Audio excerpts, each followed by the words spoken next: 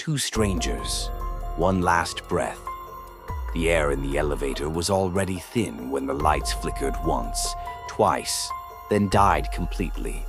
Elena Vargas pressed her back against the cold metal wall, heart hammering against her ribs.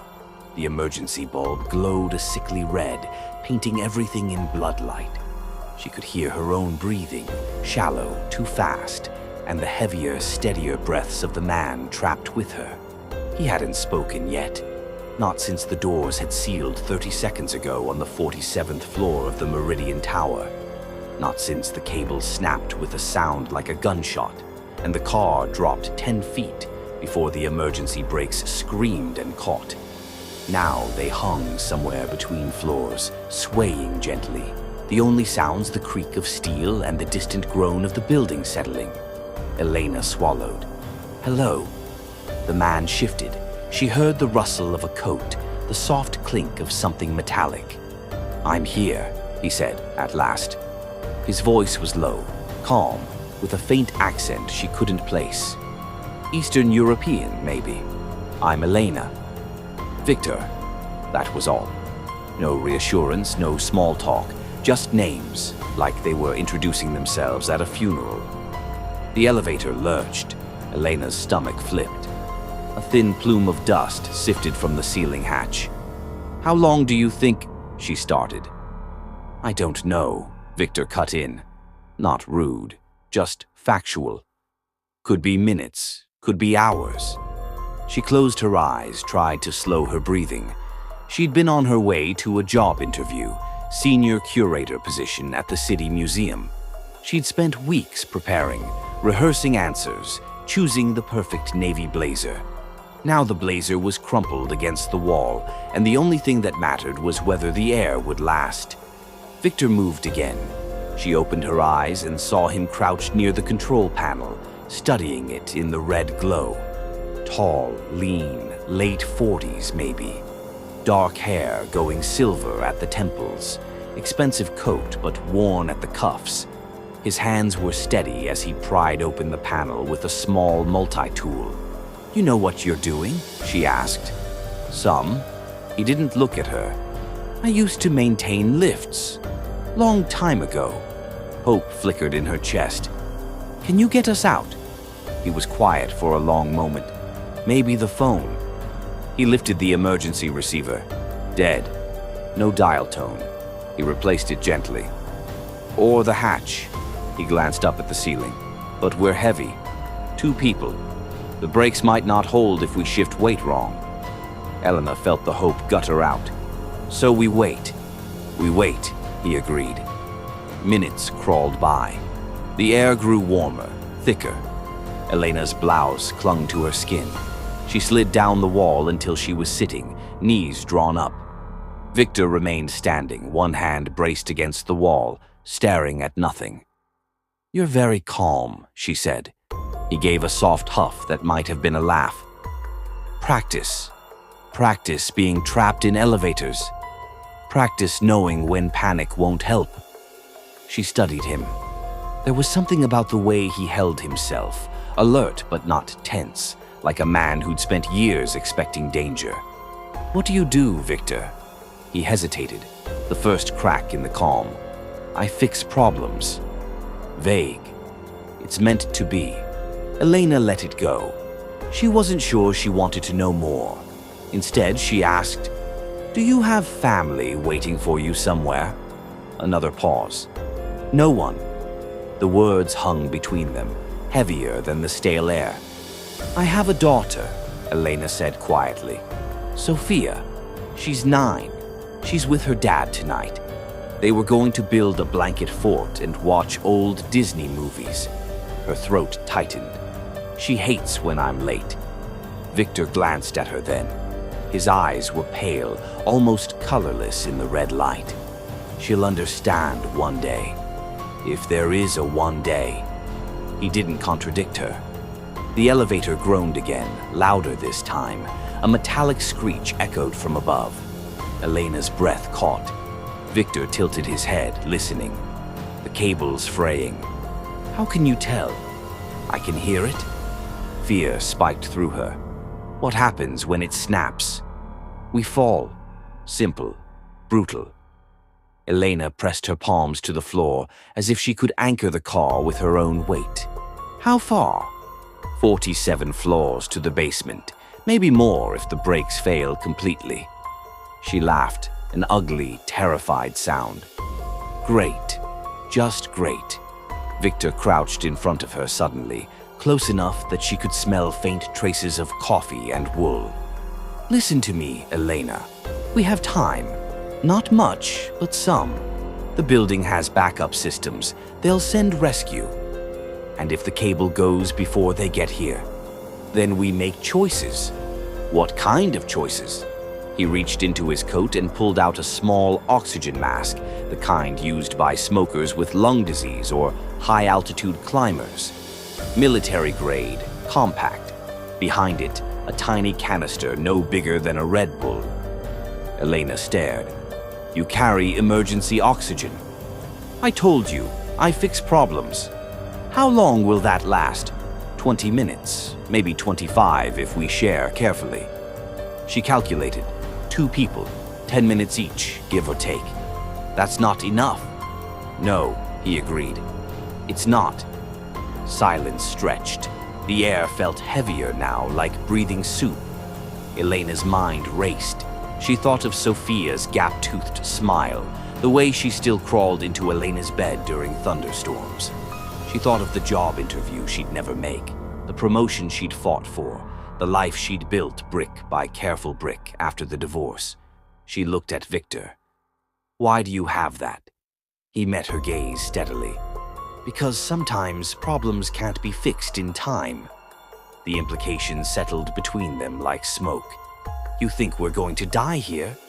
I think it's possible. Elena's chest tightened, not just from the thinning air, but from the sudden, brutal clarity.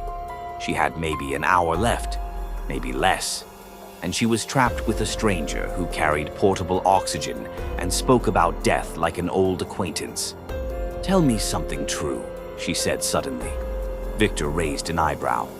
Anything, something real. If we're going to die together, I don't want it to be with lies. He considered this. Then he sat across from her, back against the opposite wall, legs stretched out. The elevator was small, their shoes almost touched. I killed a man once, he said.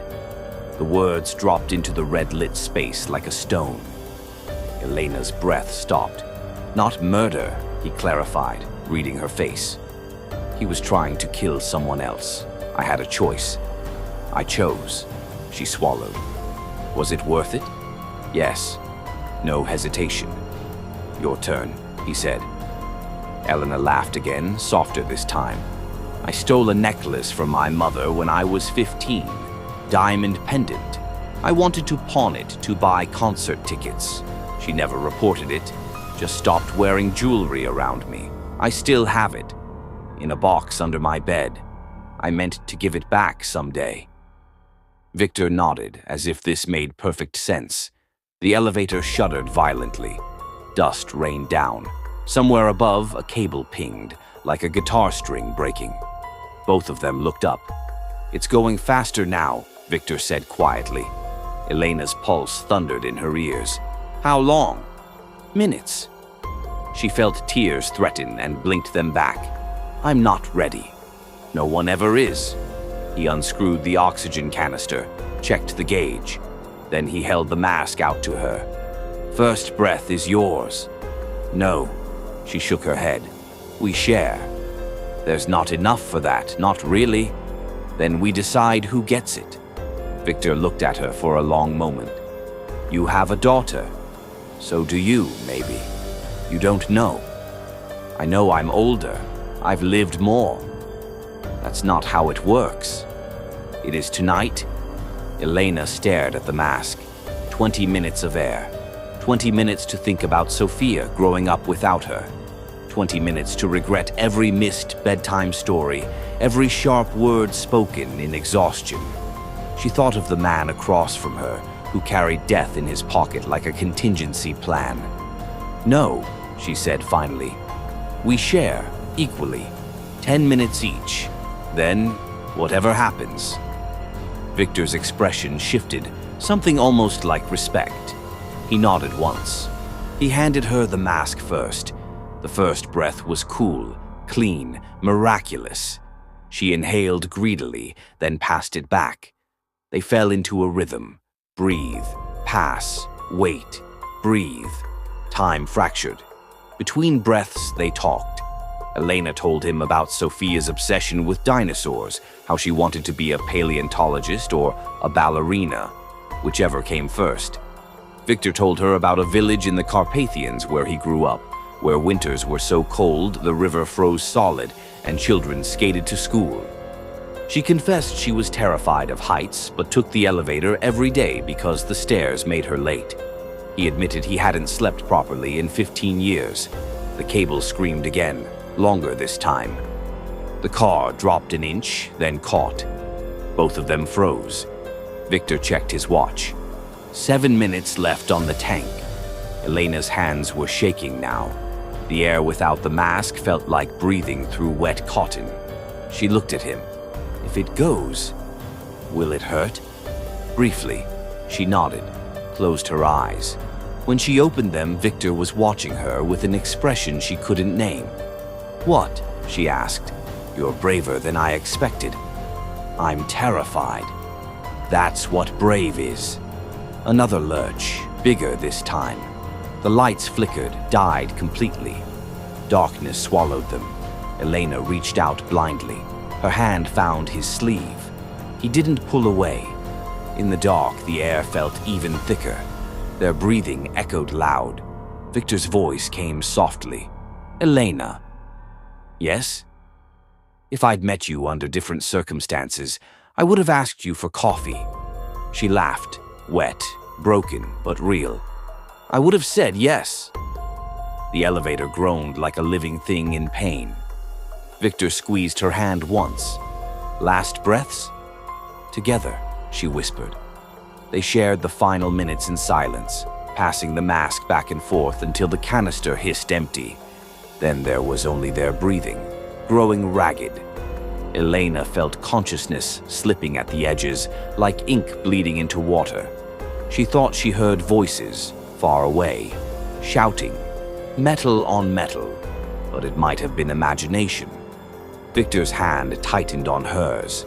The last thing she felt was the elevator dropping, not far, just enough to jolt, and then strong arms catching her as the doors were pried open and light flooded in.